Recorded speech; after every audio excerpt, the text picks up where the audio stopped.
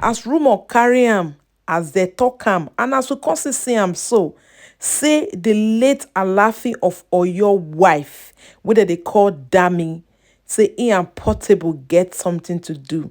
This video don't confirm and say, true, two of them get something to do. What do you expect? One man die, another man carry. And so like country people, I don't want to see bolo for and so we can't see say our former president Good-luck Jonathan can't give speech for democracy dialogue concerning this our leaders them. And people are going to see giving at the video. So Shetima constantly give your own speech concerning say make everybody build hand to make this government work.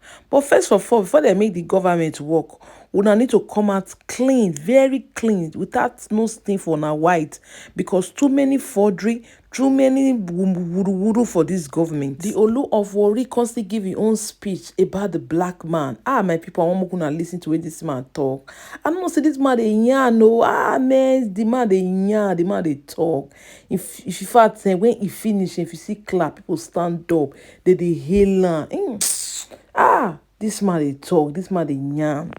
My country people, even this video still talk about the decisions where the judiciary they take, where they lead to coup d'etat. I say coup d'etat not just they come like that.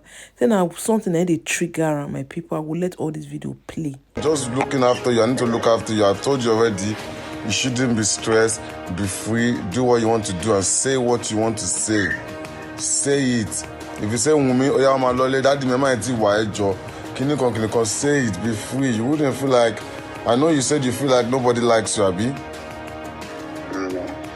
But if you can't feel like, if you feel like nobody likes you, it's not a reason for you to kill yourself. Do you get? All right, the story is getting deeper with Naira Marley and Mohbad. I'm glad that he has said that he will honor the invitation of the police and he will cooperate with the investigation. But this video has caused a lot of reactions. A lot of people are saying, why is it that it's coming out now?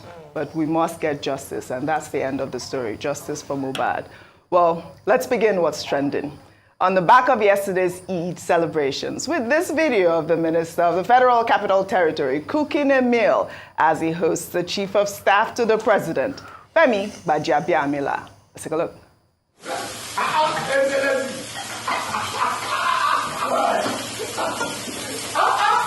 Oh, God. You want to put it out?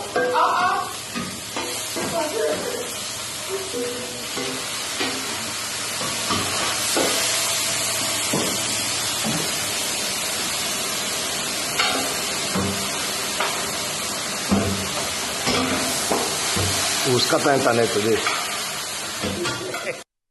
Dr. Abati, it's nice to see Wike in this. I don't think this is the first video I've seen Wike cooking. I think he loves to cook. Well, tell us more about your visit to Wike's house. I mean, I love it. Well, happy Eid, by the way. How do you guys celebrate your Eid? I thought it was important to highlight the Eid. Well, there are many sides to a man. This is what it means. Yes. The same Wike who is a lawyer, who is a husband, who is a politician, who is a demolition expert. We were given the opportunity to see him in the kitchen. That's another side of him. And that tells us that public figures are also, at the end of the day, human beings. And I can attest to the fact that, yes, if you visit him, he provides good food. In those days when he was Minister of State for Education and I was special advisor, going home, he would normally pass in front of the place where I was living then in Asokoro. And, once I had the honor, my security people told me, that's the Minister of State going home. We'll link up. And I used to go to his house. There was always something nice to nibble on to eat. Nicely made chicken. We could be by the swimming pool side while he's having a haircut, and we'll be eating. What about the pepper soup and jollof rice? Have you had that? Has he made pepper soup? You can't tell us. No, there was always special delicacies. Or we'll sit in the sitting room. Your favorite? And the regular guest then used to be, interestingly enough, Prince Uche Secondus, who later became chairman of the People's Democratic Party. I will sit there, we'll be having fun, great host, if you visit him. So there's that side of him that is not in the public domain. But people will ask, say, when last were you in his house to eat? I said, no. He went to become governor. I came on television. So, but that's how life is, isn't it? Yes, it's nice to see. Well, I hope all of you had a great Eid celebration. No, I'd like to say something. Oh, you do? Okay, go ahead. Please, I didn't think that was... Please. All of this they are showing about Governor Wike is good. Yeah. But I can only confirm the taste if I have out of it. So, Governor Wike, please, I'm having a message to you out there. Dear Governor Wike, now Minister for FCT, there are implications for this food you are cooking. The way we tasted toasties, yes, we would like to taste your soup. I love it. So a pot of... No. Maybe when Governor Wike retires from politics and government, maybe we set up a restaurant. In Port Harcourt. So for me to be able to understand what's going on in that video there, I need to be able to taste your food. All right, special invitation. Governor Wike, that's it too. Thank you. But kudos to you on that good cooking. That looks like fisherman soup. I like the way he's mixing it. Governor Wike. Go ahead. Well, all right. Well, let's take another story then. The governor of Lagos State, Babajide Sanwo-Olu, on Wednesday went on a tour of the ongoing Red Line Rail project at the Agege station in Lagos, where he gave a warning to traders selling goods along the rail corridor to vacate the rail tracks within 2 days. In the video now making rounds on social media, the governor could be heard saying that the rail corridor is for transportation and not a market. Let's take a look. It's government road, that's why government built everything. It is for transportation. It's not for market. It is not for market.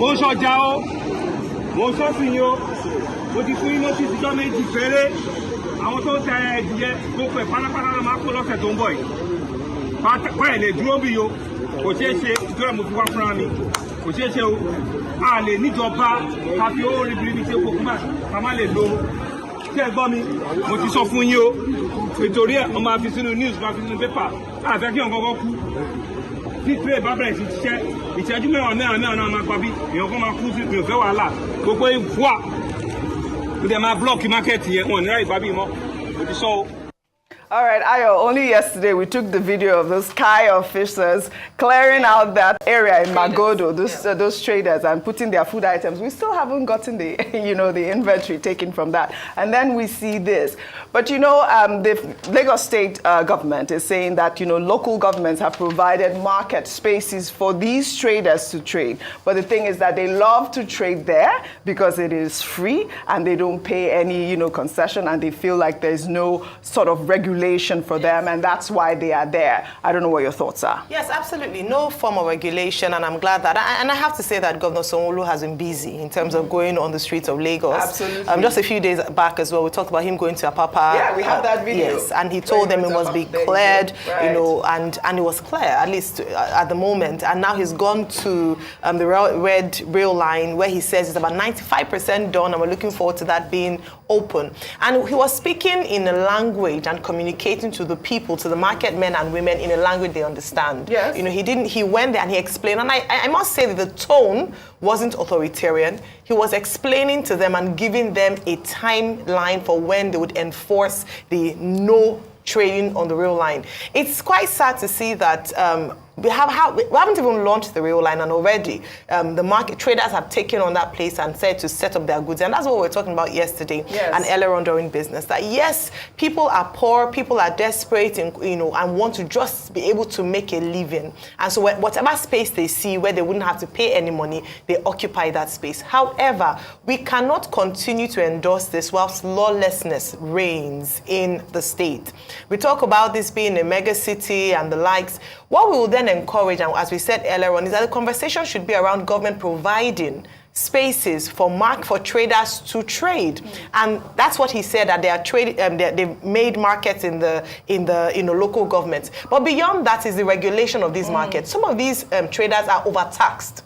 So they are taxed by the market association, then the Omoniles or the Agberos there will also tax them, then other people will come and collect money from them, and it is unbearable. So if they're going to ask people to go to markets to stay, then make the markets conducive for traders to trade. We keep talking about the fact that people pay official and unofficial taxes, and unfortunately there's no commensurate support from the government to justify these taxes. So a note of warning, beyond just the fact that it is lawlessness, it's also in protection of the traders. Let them not be hit by trains, Right. let them not be hit by, let an accident not occur, but very importantly, the state has a responsibility to its people to provide spaces for them to trade and trade conducively. I love that point you just made, protection for the traders, because oftentimes we see these accidents occur and these people just get squashed by the trains. And it's a sad sight. Yeah. So there's a part of lawlessness. We can't afford to have a society where people are just lawless. And I also understand the argument of the failing of government here. Because yes, government is supposed to provide alternative places where people can trade and all of that. But to a large extent, there's this massive level of lawlessness. There's an angle to the argument where people pay to be able to trade even on the streets and all of that. There are still some operators that come and enforce the law that collect money from people. Yes. The empirical, somebody just sent me a case now of a particular operator that collects 30,000 for people to be able to trade on the roadside. But the most important thing is there are also people too that do not pay, that just set up shop on the roadside that is against the law, and that's what we should stop in our society. We keep comparing our society with every other sane society in the world. Why can't we start to make it sane ourselves? Right.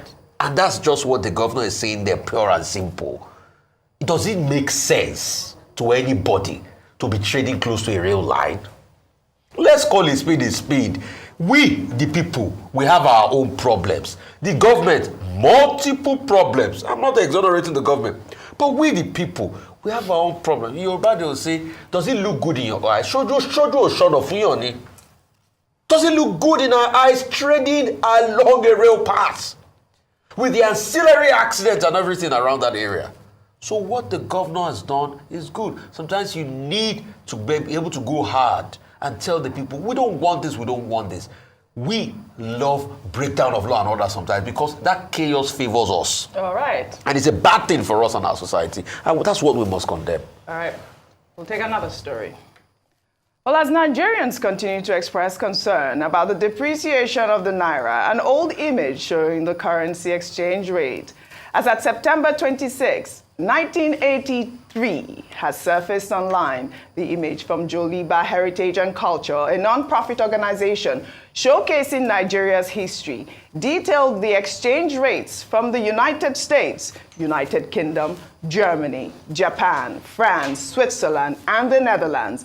As at the time, the rate was 1 naira to $1.50 and 1 naira to £1 sterling. Well, that was 40 years ago. Well, here's a breakdown of the naira exchange rate over the years using 1 million naira as a baseline.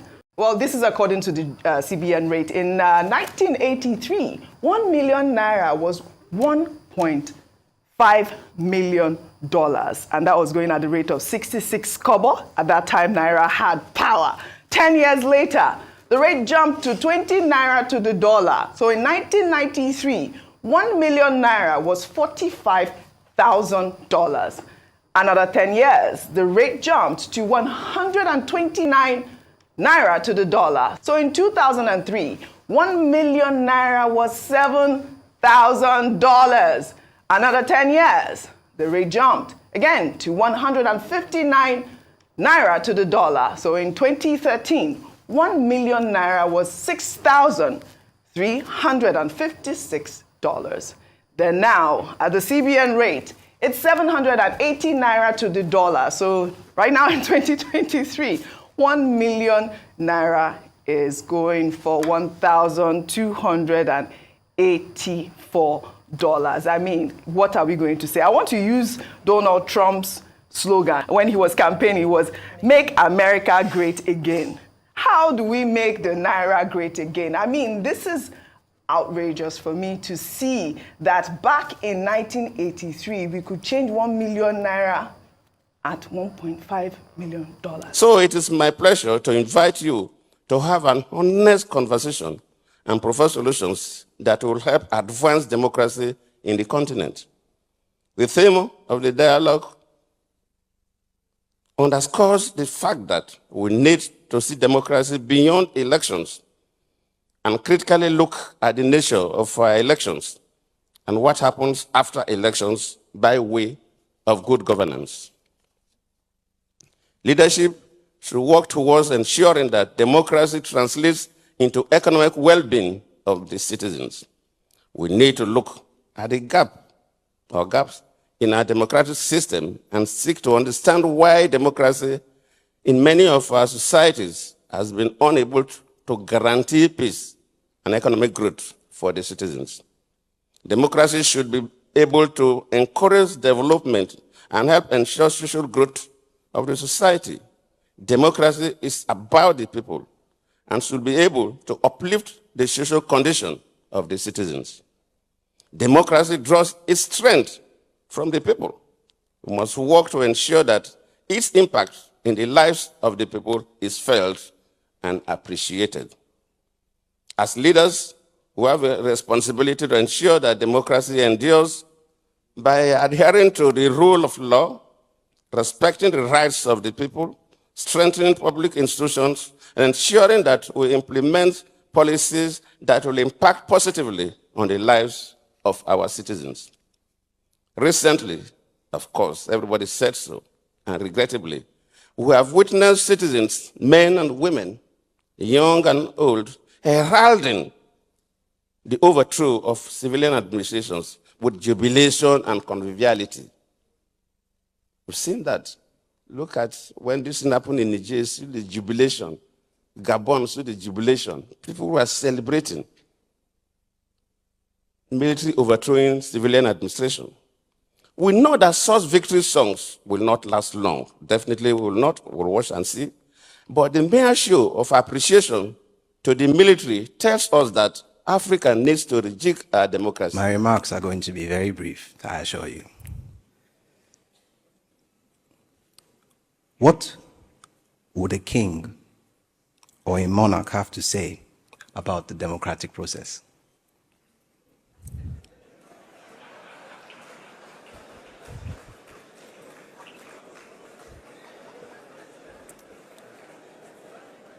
Your Excellency, Governor Obaseki, you know very much about Okiso and how they came from heaven. Well, I did not fall from heaven. But there was something divine about the process that brought me here, and which is the same for all our monarchs in Africa. And so I walk a very fine line as I am walking between crocodiles in the water and tigers on the land as I make my comments here, so God will help me.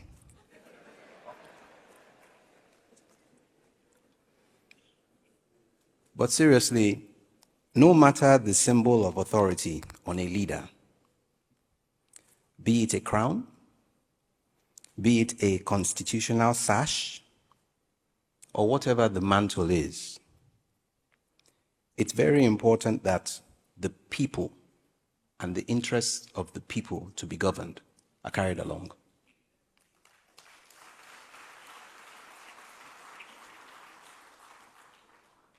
The executive director of this foundation, she spoke about the big man syndrome. She mentioned it briefly. Ego, special interests, and any other consideration that would want to elevate or glorify the self or the individual over the interest of the collective that he is called to govern, it will get you in trouble. It's a matter of time.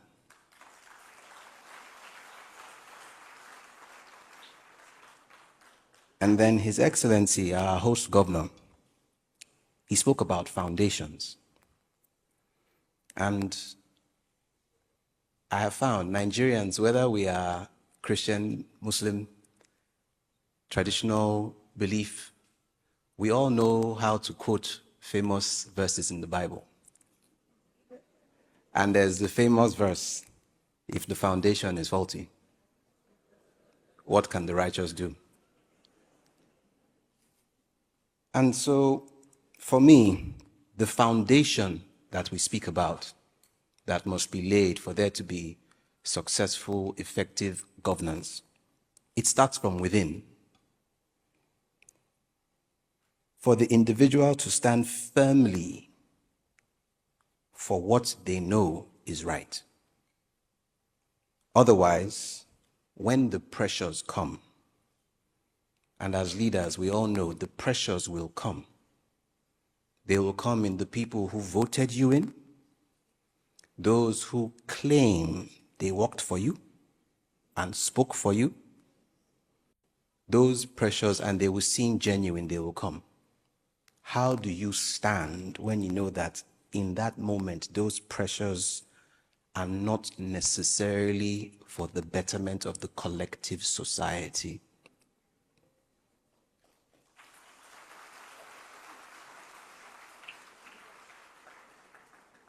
And so this foundation on within must be firm, because if you do not stand, something will make you fall.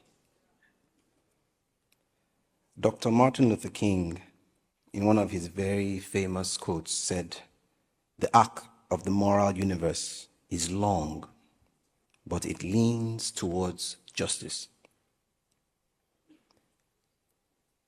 One thing I have found, especially in the last 2 years of being on the throne, even though I knew it before, the land, this land, it is alive.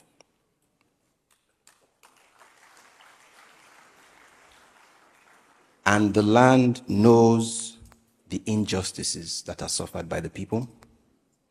It hears their cries and it feels their pains.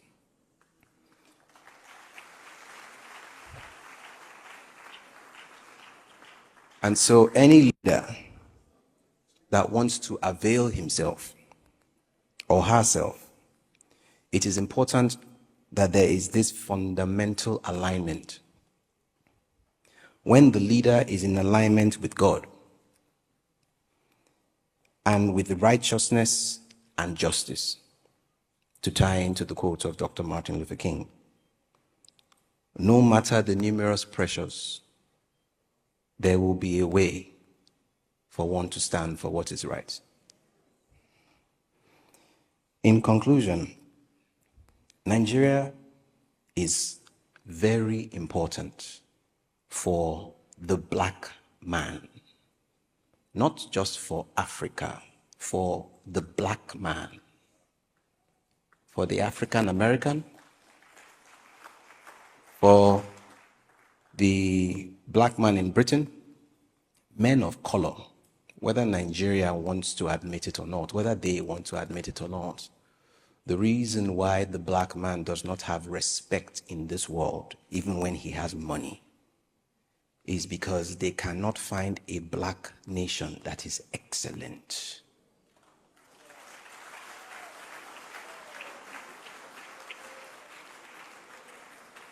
And so as there are winds and pressures blowing all around Nigeria today, yes, Nigeria has a lot of questions to ask itself as it looks at its foundations to make sure that what we have here is strong. Because if Nigeria just simply falls to trends and pressures that truly are genuine, as Your Excellency said, the black man will be set back. So leadership in Nigeria must be gotten right. And it starts with the individual in question being at equilibrium with himself and with God. He must be a leader in his own home and ensure that there is righteousness and justice in his own home.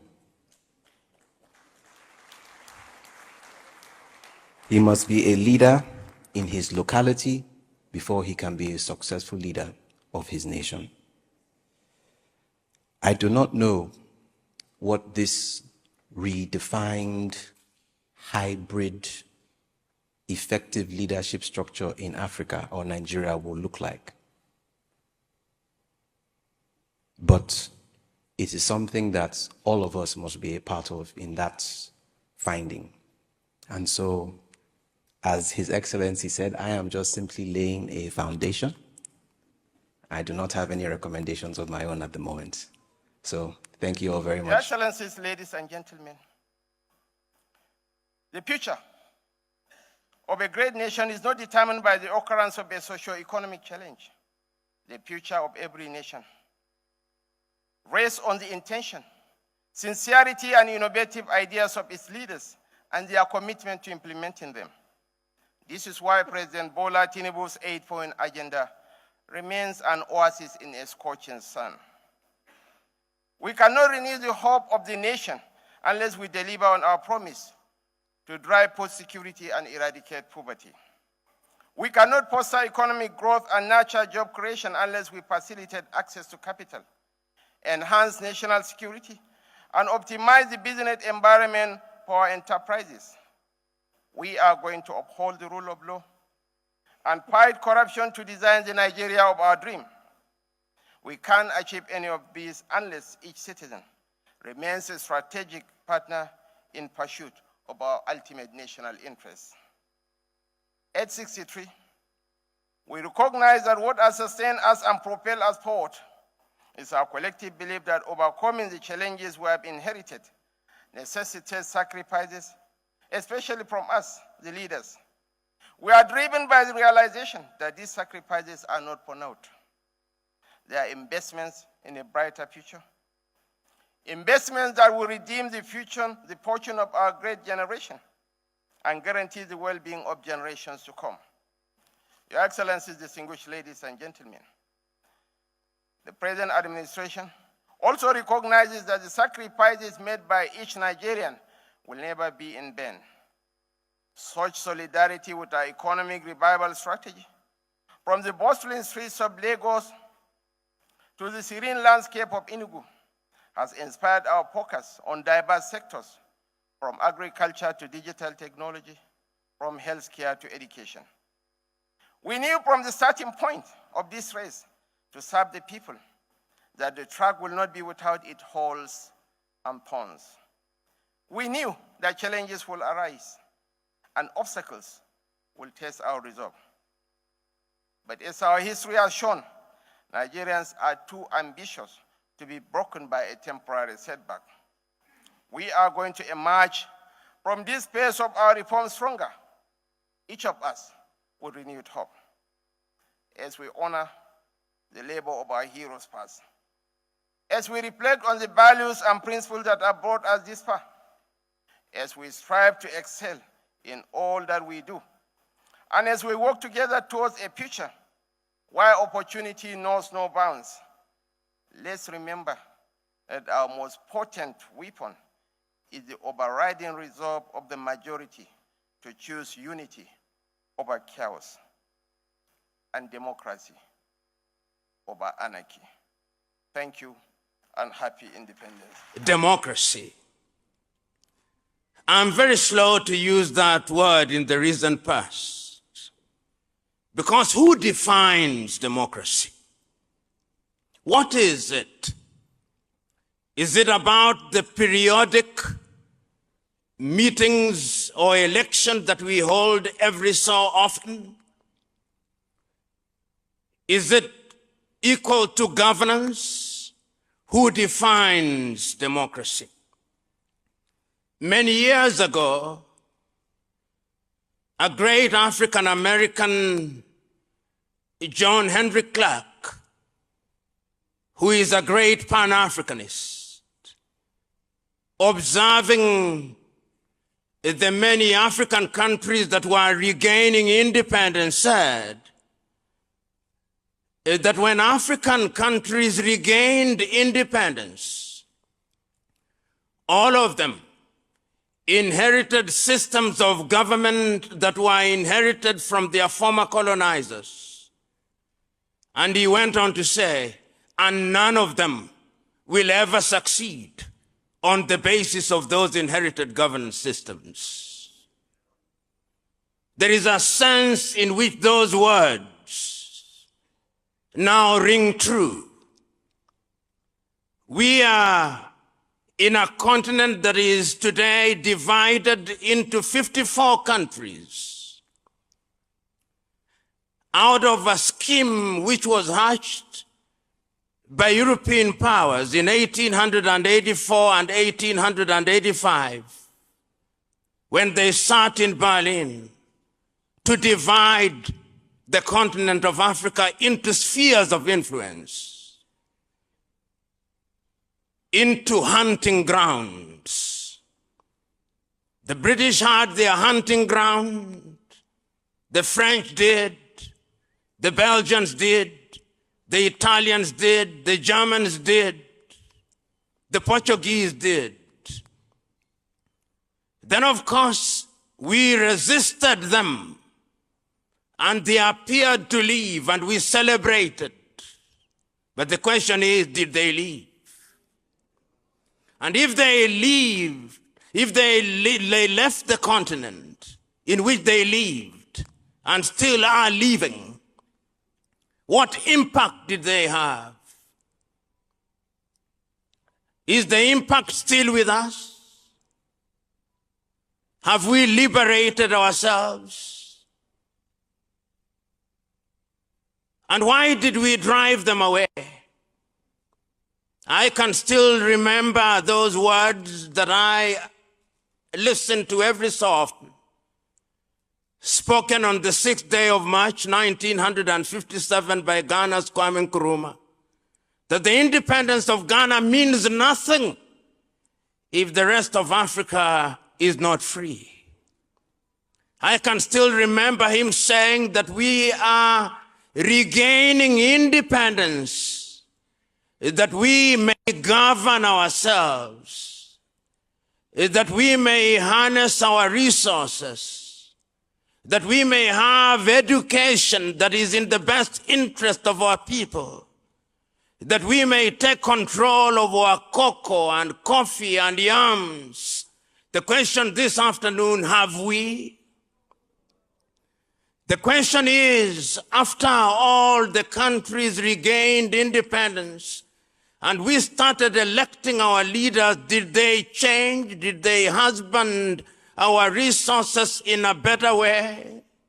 I can still remember in 1958 when the same Kwame Nkrumah invites leaders in Accra, Ghana in 1958 and tells them that we are not truly free. There is another project that has inherited colonialism. It is neo-colonialism.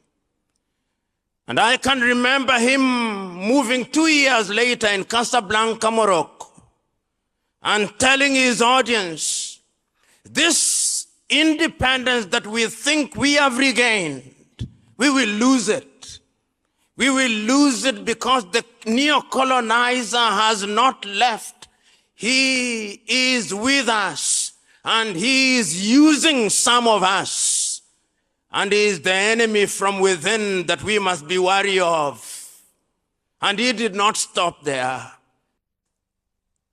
3 years later, in Addis Ababa, Ethiopia, 32 African countries are now independent. Each one of them, heads of states, talking about Africa, about African unity, about the need to have one army, about the need to have one government, about the need to have one currency, about the need to have a common unified foreign policy. But they listened to him not. And we had a weak organization called the OAU, which made its contribution, participated in the liberation of other African countries. But the question is Africa the richer because we regained independence? You will remember that even as we regained independence, the other countries still remained here And it's only in the 1980s that we see other African countries regaining their independence. You'll remember the wars of independence in Angola. You'll remember the wars of independence in Mozambique. You'll remember the wars of independence in Guinea-Bissau and Cabo Verde.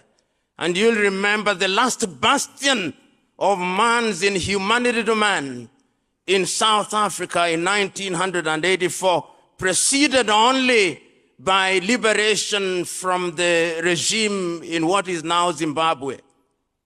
The question is, the promises that our founding fathers made to us, have we fulfilled them as we talk about democracy and constitutions?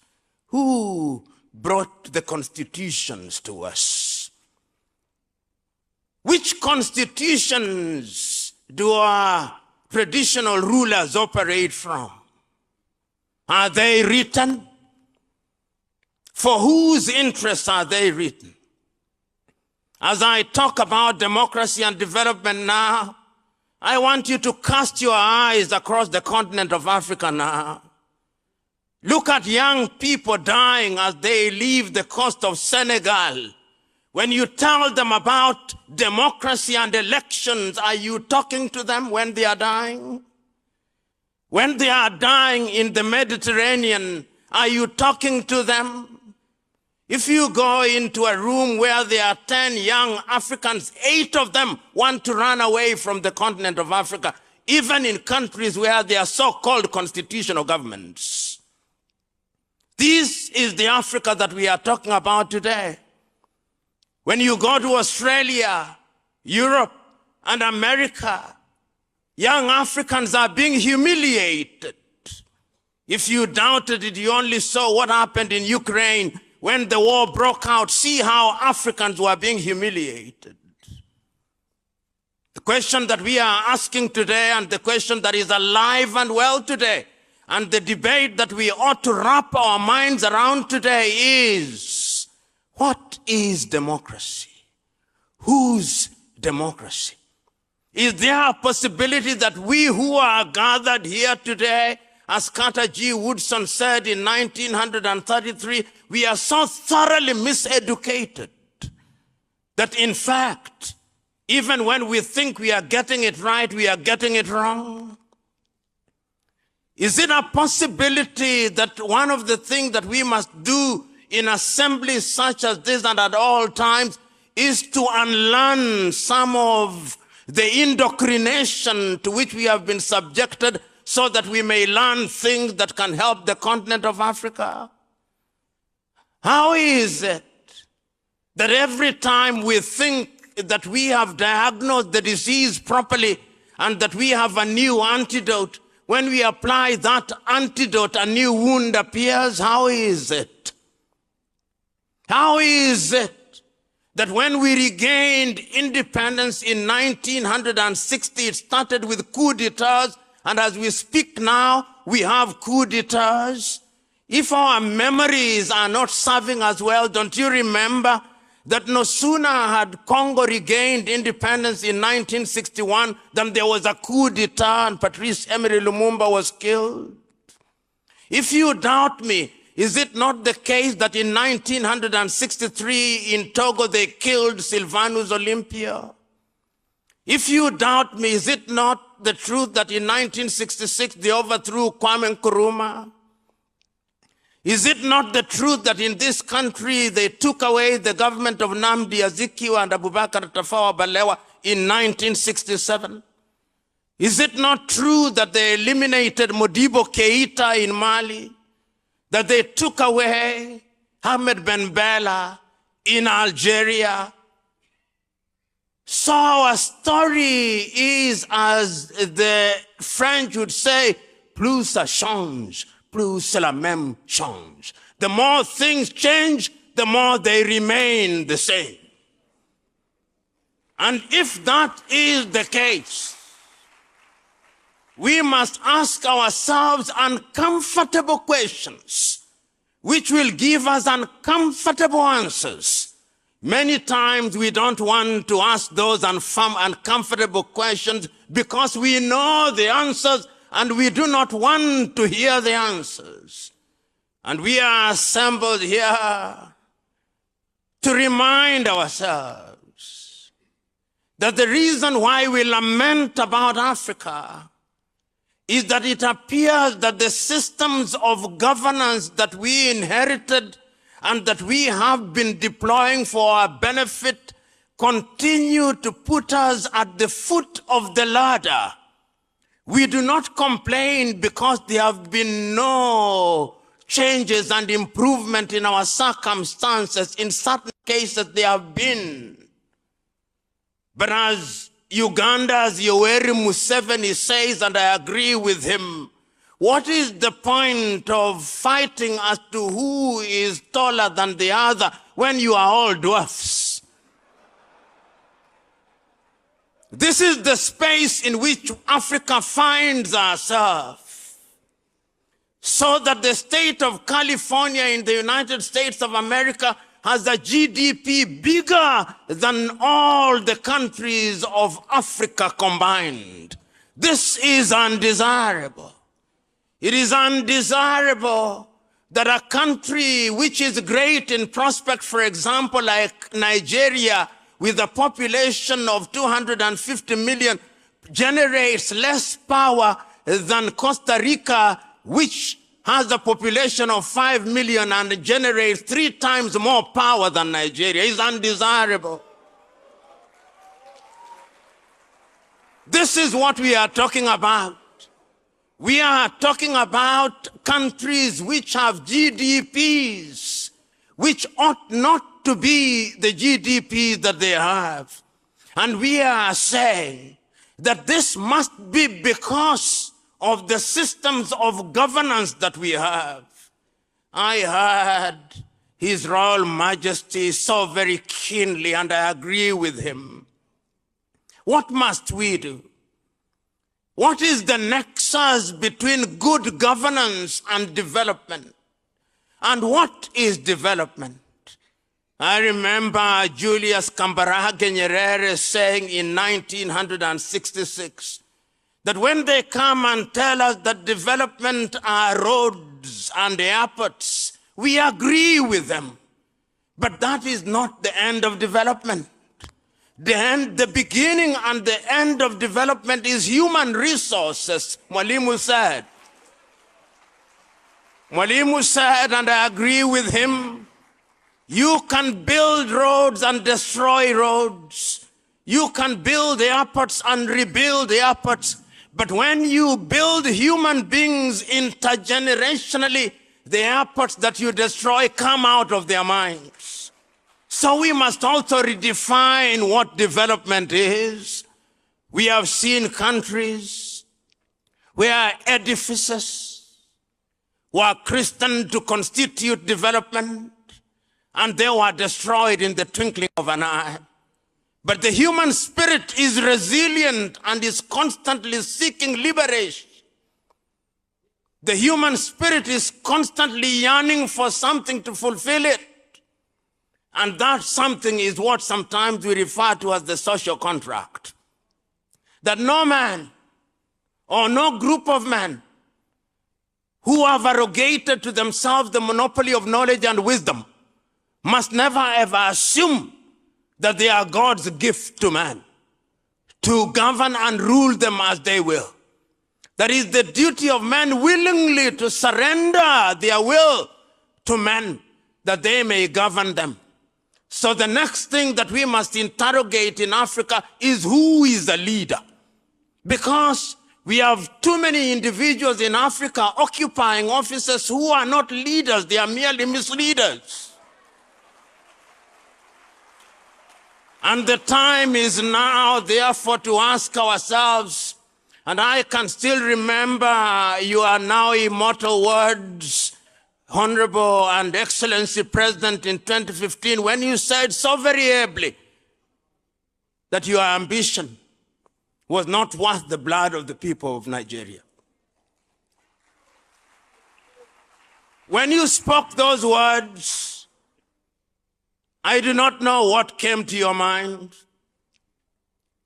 but you must have received a sudden enlightenment, because those words underlined the fact that men must know when to stop